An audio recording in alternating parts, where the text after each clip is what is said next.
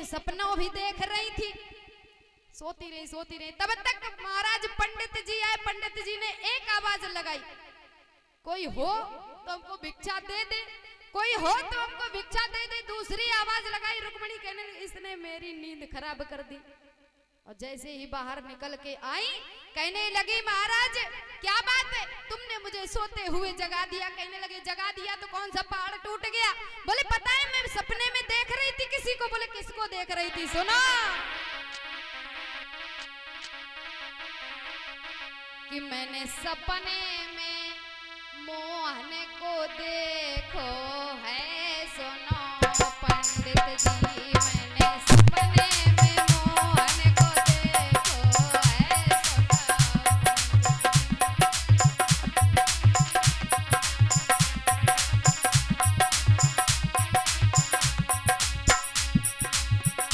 मैंने सपने में मोहन को देखो है। सुना पंडित जी मैंने।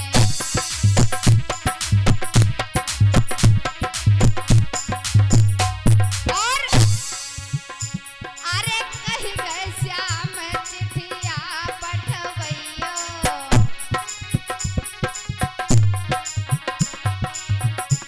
अरे कहीं गए श्याम चिट्ठिया पठवैयो।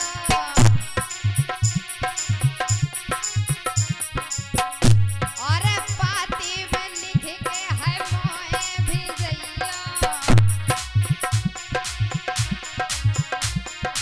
और मेरो एक याद भरोसो है। सुना पंडित जी मैंने सपने में।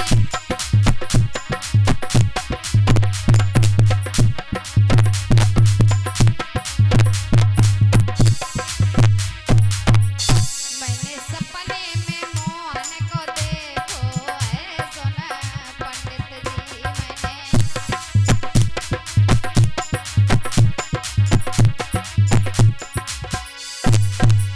महाराज रुक्मिणी कहने लगी कि मैंने सपने में श्याम को देखा है और महाराज तुमने मुझे कच्ची नींद उठा दिया, मेरा सपना भी पूरा नहीं होने दिया। बोले हमको पता है। पंडित जी पूछने लगे ये बताओ थे कैसे? कहने लगे काले काले थे और आकर के सपना दे करके वो चले गए। कहने लगे कि मुझे पत्र भिजवाना, मैं तुम्हें लेने आ जाऊंगा जो महाराज जी कही। तो पंडित जी से बोली देखो पत्र ले जाने वाला मुझे यहाँ पर कोई नहीं नजर आ रहा है। एक काम करो कि तुम ही मेरा पत्र पहुंचा दो द्वारिका नगरी। कहने लगे ले आओ। एक तो हम आए थे अपने काम के लिए, ये मुझे दूसरा काम बता रही है। एक और बात, थोड़ी दूर हो द्वारिका नगरी तो चले जाए, जाने कितनी दूर है ये तो हम भी नहीं जानते हैं। लेकिन महाराज पत्र को लिखा रुक्मिणी ने। लिखने के बाद में पंडित जी को दे दिया और दे करके कहने लगी जाओ चले जाओ उनको बुला करके लाओ। पत्र दे दिया है। देने के बाद तुरंत महाराज पंडित जी चले और जैसे ही चले काफी दूर चलते गए। चलने के बाद में महाराज बीच वन में पहुंचे। कहने लगे कि अब ऐसा करो हमसे चला नहीं जा रहा है। मन में विचार किया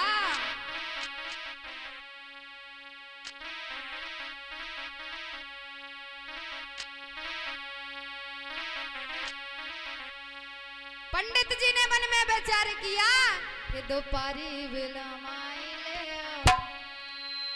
ऐसे नहीं सभी लोग बोलोगे क्योंकि यही लाइन चाह रहे थे ना, यही सभी लोग चाहते हैं। यहाँ पे यही बोला जाता है। महाराज इस लाइन का ये क्षेत्र ही है।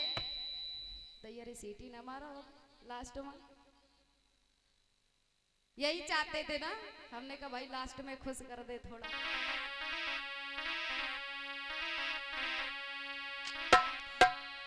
कि दोपहरी बिलमाई ले जाई बगिया माँ दोपहरी बिलमाई ले जाई बगिया माँ दोपहरी बिलमाई ले।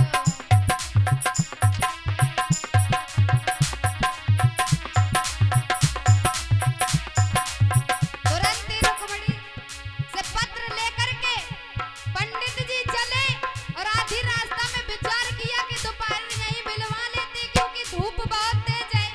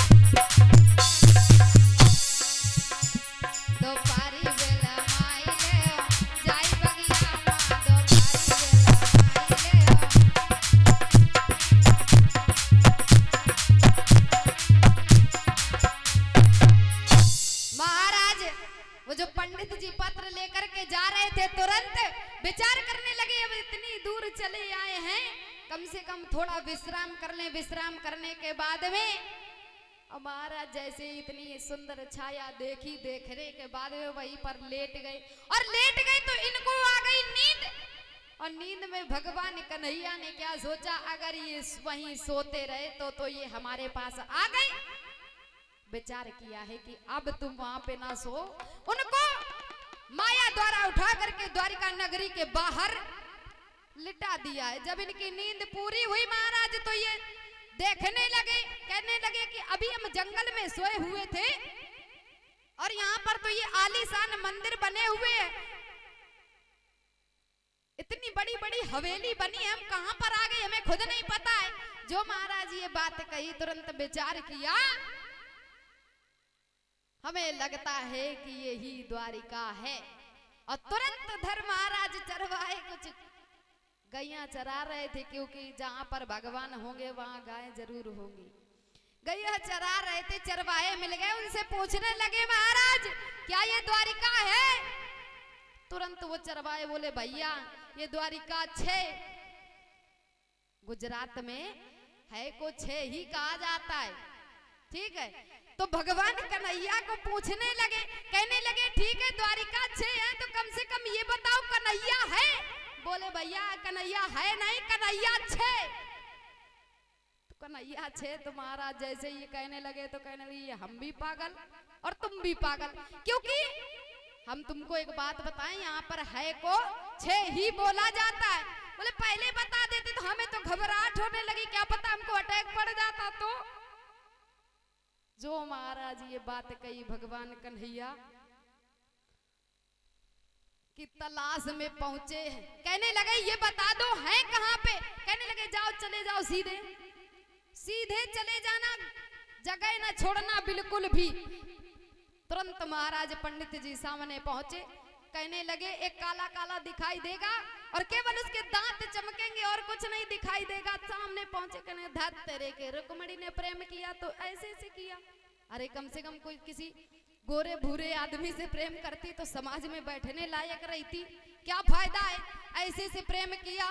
और जब महाराज जैसे ही भगवान कन्हैया मुस्कुराए, मुस्कुराने के बाद में पंडित जी कहने लगे कुछ भी हो इसकी मुस्कान बहुत अच्छी है। हाँ कुछ भी हो ये काला जरूर है लेकिन इसकी मुस्कान बहुत अच्छी है।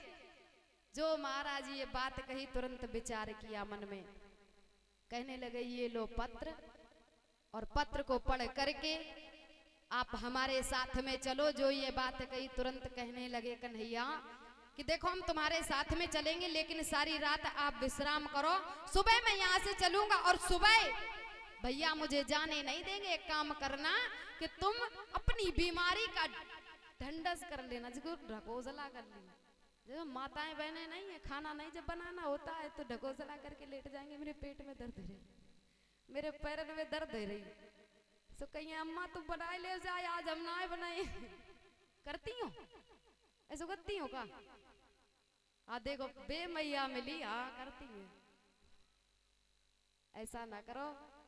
ऐसे महाराज कहने लगे कि तुम एक थोड़ा सा ड्रामा करना, अपनी बीमारी का ड्रामा बना करके भैया के सामने आ जाना। भैया हमसे कहेंगे कि जाओ कन्हैया तुम इसको भेज करके आओ, भेजने के बाद